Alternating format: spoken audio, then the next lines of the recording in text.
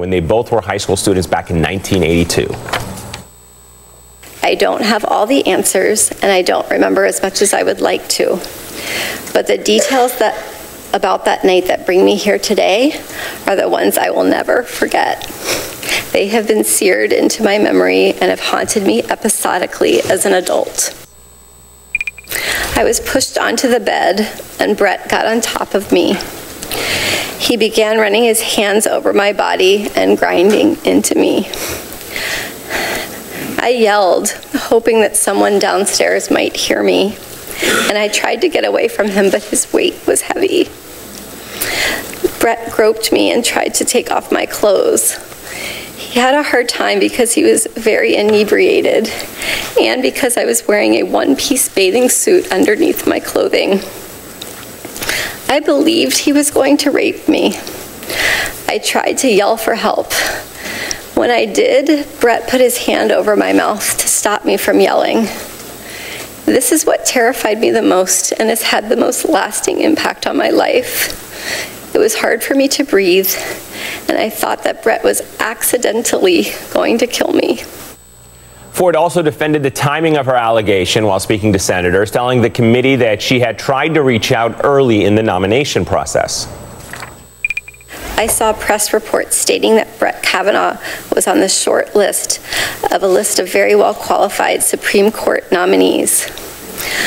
I thought it was my civic duty to relay the information I had about Mr. Kavanaugh's conduct so that those considering his nomination would know about this assault.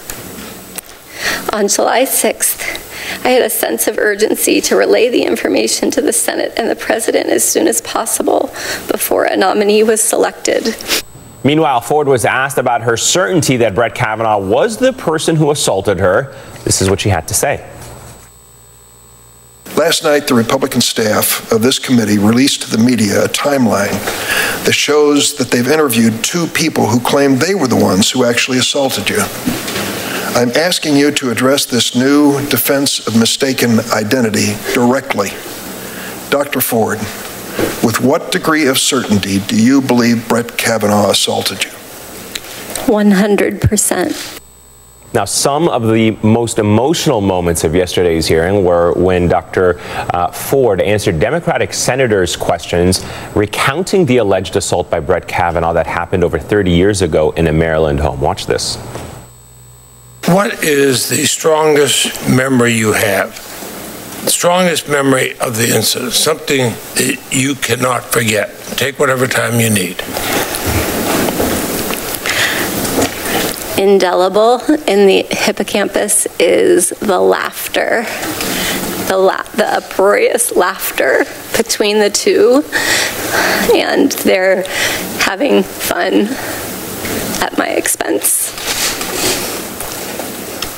You've never forgotten that laughter. You've never forgotten them laughing at you. They were laughing with each other. And you were the object of the laughter? I was, underneath one of them while the two laughed. Two friends having a really good time with one another. Meanwhile, Judge Kavanaugh came out swinging with an angry and emotional opening statement, denying the allegations and slamming the process. I was not at the party described by Dr. Ford. This confirmation process has become a national disgrace. The Constitution gives the Senate an important role in the confirmation process, but you have replaced advice and consent with search and destroy. Since my nomination in July, there's been a frenzy on the left to come up with something, anything, to block my confirmation. The day after the allegation appeared, I told this committee that I wanted a hearing as soon as possible to clear my name. I demanded a hearing for the very next day. Unfortunately, it took the committee 10 days to get to this hearing. In those 10 long days, as was predictable and as I predicted, my family and my name have been totally and permanently destroyed. by vicious and false additional accusations. The 10-day delay has been harmful to me and my family, to the Supreme Court, and to the country. This whole 2-week effort has been a calculated and orchestrated political hit, fueled with apparent pent-up anger about President Trump and the 2016 election, fear that has been unfairly stoked about my judicial record, revenge on behalf of the Clintons, and millions of dollars in money from outside left-wing opposition groups. This is a circus. Anna, there's one thing Democrats kept hammering away at. It was the need for an FBI investigation. Here's one notable exchange between Kavanaugh and Senator Dick Durbin. Judge Kavanaugh turned to Don McGahn and to this committee and say, for the sake of my reputation, my family name, and to get to the bottom of the truth of this, I am not going to be an obstacle to an FBI investigation. I would hope that all the members of the committee would join me in saying we're going to abide by your wishes and we will have that investigation. I welcome whatever the committee wants to do because I'm telling the truth. I want to know what you want to do. I'm telling the truth. I want to know what you want to do, Judge. I'm innocent. I'm innocent of this charge. Then you're prepared for an FBI investigation? They don't reach conclusions. You reach the conclusion, No, Senator. but they do investigate questions. Immediately. If there is no truth to her charges, the FBI investigation will show that. Or are you afraid that they might not? Oh, come on, Jay Whip. The FBI does not reach. You know that's a phony question because the FBI doesn't reach conclusions. So Judge Kavanaugh, will you support an FBI investigation right now? I will do whatever the committee wants to. Personally, do you think that's the best thing for us to do?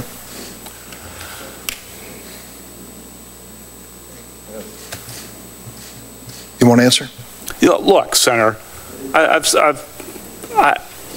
said I wanted a hearing, and I said I was welcome anything. I'm innocent. Kavanaugh also got into it with several senators who questioned his beer drinking in high school. Here's Senator Sheldon Whitehouse referring to an entry in the nominee's yearbook.